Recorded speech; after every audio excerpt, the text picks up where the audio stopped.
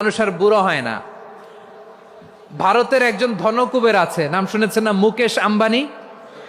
ওনার স্ত্রী নীতা আম্বানি, আমি একটা নিউজে দেখলাম যে তিনি গোল্ড ওয়াটার খেয়েছেন। এক বোতল গোল্ড ওয়াটারের দাম মোস্ট লাইকলি $60,000,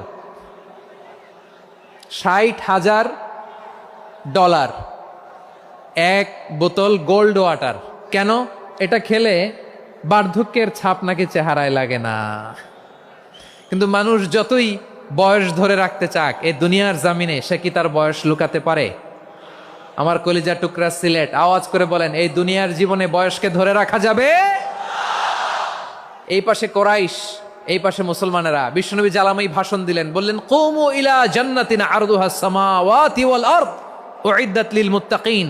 ও আমার সাহাবারা, ওই জান্নাতের দিকে ছোট,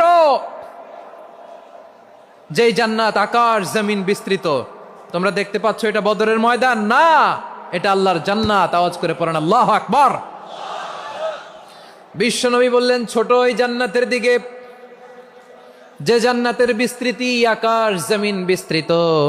বিশ্বনবীর এই কথা শোনার পরে এক আনসারী সাহাবী সাইয়েদনা উমাইর ইবনুল হুমাম রাদিয়াল্লাহু তাআলা আনহু খেজুর খাচ্ছিলেন। তিনি বিশ্বনবীর দিকে তাকিয়ে কথা শুনছেন আর খেজুর খাচ্ছেন।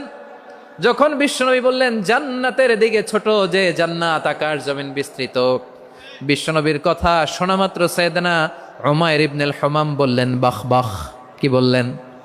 বাহ বাহ, মানে চমৎকার, মাশাআল্লাহ, চমৎকার। আমরা ইদানিংকালে চমৎকার কিছু দেখলে ইংরেজিতে বলে ফেলি না, ওয়াও ওয়াও, বাহ বাহ, মাশাআল্লাহ। বিশ্বনবী বললেন, মা ইয়াহমিলুকা আলা কওলিকা বাহ বাহ ইয়া উমাইর। ও উমাইর, আমার এই কথা শুনে তুমি কেন বললা বাহ বাহ, চমৎকার চমৎকার কেন বললা? সাইয়েদনা উমাইর ইবনে হুমাম রাদিয়াল্লাহু তাআলা আনহু বললেন, ইয়া রাসূলুল্লাহ, আপনার এই কথা শুনে আমি বড্ড খুশি হয়েছি, আর আমি প্রত্যাশা করছি আমি যদি ওই জান্নাতের মালিক হতে পারি তাহলে কতই না ভালো হতো। সুবহানাল্লাহ বলেন। বিশ্বনবী বললেন, ছোট ওই জান্নাতের দিকে, যে জান্নাত আকাশ জমিন বিস্তৃত। আপনার এই চমৎকার মুখনিসৃত কথা শুনে আমার হৃদয়ের মধ্যে জান্নাতি হওয়ার বাসনা জেগে উঠলো, এজন্য বলেছি বাহ বাহ, আমি যদি ওই জান্নাতে যেতে পারতাম কতই না ভালো হতো। উমাইরের কথা শুনে বিশ্বনবী বললেন, ঠিক আছে উমাইর, জান্নাতে ঢোকার জন্য, এই জান্নাতের অধিবাসী হওয়ার জন্য যেহেতু তোমার এত আকাঙ্ক্ষা, আমি বলে দিলাম আনতা মিন আহলিহা, তুমি আল্লাহর ওই জান্নাতের অধিবাসী হবা। যাও উমাইর, তুমি ওই জান্নাতের অধিবাসী, ওই জান্নাতে তুমি ঢুকবা, তুমি জান্নাতি। তার মানে সহজ কথায় তুমি জান্নাতি। সুবহানাল্লাহ বলেন। যখনই বিশ্বনবী বললেন জান্নাতি, সাইয়েদনা উমাইর রাদিয়াল্লাহু তাআলা আনহু খেজুর খাচ্ছিলেন আর মনে মনে ভাবে, বিশ্বনবী যখন ওয়ারেন্টি দিয়েছে, বিশ্বনবী যখন গ্যারান্টি দিয়েছে আমি জান্নাতে যাব, তাহলে হাতে তো এখনো 3টা খেজুর বাকি। এই 3টা খেজুর যদি খাই তাহলে জান্নাতে ঢুকতে দেরি হয়ে যাবে। সুবহানাল্লাহ পড়েন। হাতে কয়টা খেজুর? 3টা খেজুর। বিশ্বনবী বললেন, উমাইর আনতা মিন আহলিহা, তুমি ওই জান্নাতের অধিবাসী, তুমি জান্নাতি। উমাইর চিন্তা করলেন, আমি জান্নাতি, নবীর মুখ দিয়ে যখন বেরোইছে ওই জান্নাতে তো আমার ঢুকতেই হবে, কিন্তু হাতে 3টা খেজুর খেয়ে যদি জেহাদের ময়দানে যায় তাহলে জান্নাতে যেতে তো দেরি হয়ে যাবে।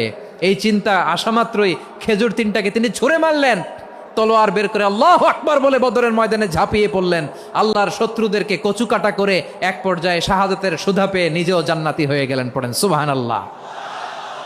আমরা দুনিয়ার বুকে আমরা হয়েছি দুনিয়ার পাগল, ক্ষমতার পাগল, সম্পদের পাগল, খ্যাতির পাগল। বিশ্বনবী তার সাহাবাদেরকে বানিয়েছিলেন জান্নাতের পাগল। পড়েন সুবহানাল্লাহ।